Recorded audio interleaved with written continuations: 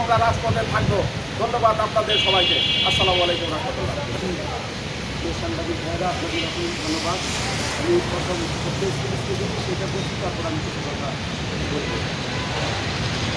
জরুরি সংবাদ সম্মেলন, প্রিয় সাংবাদিক ভাইরা, আসসালামু আলাইকুম।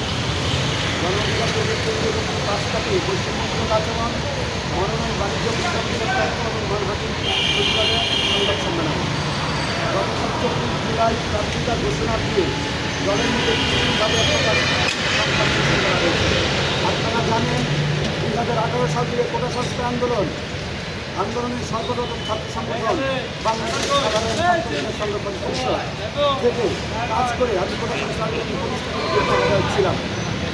তখন শীর্ষস্থানীয় নেতৃবৃন্দের মধ্যে আমার অবস্থান ছিল 8 মাসের মতো আন্দোলন সংগ্রাম করে আমরা সফল হই। তার মধ্যে ঘটনা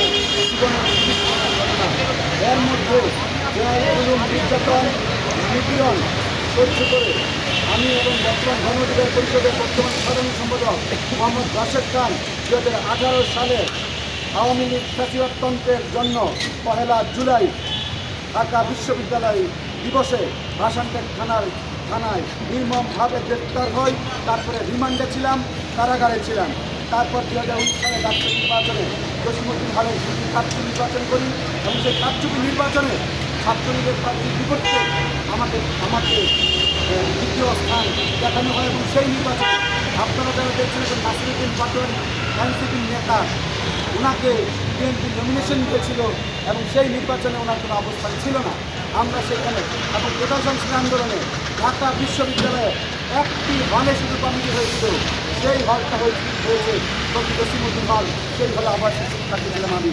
গতকালের প্রার্থীরা ঘোষণা ছিল হটকারী কর্মকাণ্ড, যেখানে কেন্দ্রীয় কমিটির নেতৃবৃন্দের তেমন করে আলোচনা মতামত সহ আঞ্চলিক গুরুত্বপূর্ণ নেতৃবৃন্দের সাথে কোনো প্রকার আলোচনা ছাড়াই প্রার্থীরা ঘোষণা করা হয়েছে। আমাদের গঠনতন্ত্র অনুযায়ী নমিনেশন বোর্ড গঠন করা, তার তোয়াক্কা না করে ইচ্ছে মতো প্রার্থী ঘোষণা করা হয়, যেটা ঘোষিত অধিকাংশ তৃণমূল নেতাকর্মীরা জানে। সুতরাং এই প্রার্থী ঘোষণার তীব্র নিন্দা এবং প্রতিবাদ জানাচ্ছি।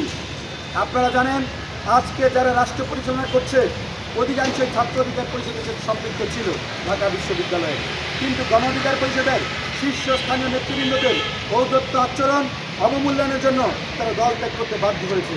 কারণ যেখানে তাদের মূল্যায়ন নাই, গুণের কদর নাই, সেইখানে তাদের ত্যাগী মানুষ এবং গুণী মানুষ কখনো জন্মাতে পারে না।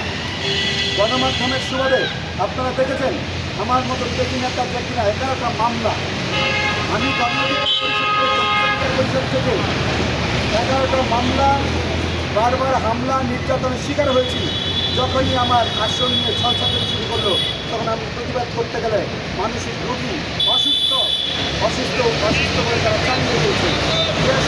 কিছুক্ষণ আগে সুস্থ ছিল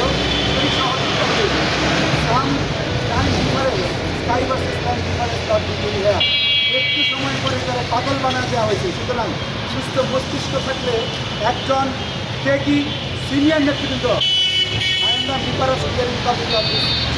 গণ অধিকার পরিষদের স্থায়ী কমিটির মেম্বার, উচ্চতর পরিষদ সদস্য কতক্ষণ করে পাগল করে সাব্যস্ত করে দিয়েছে।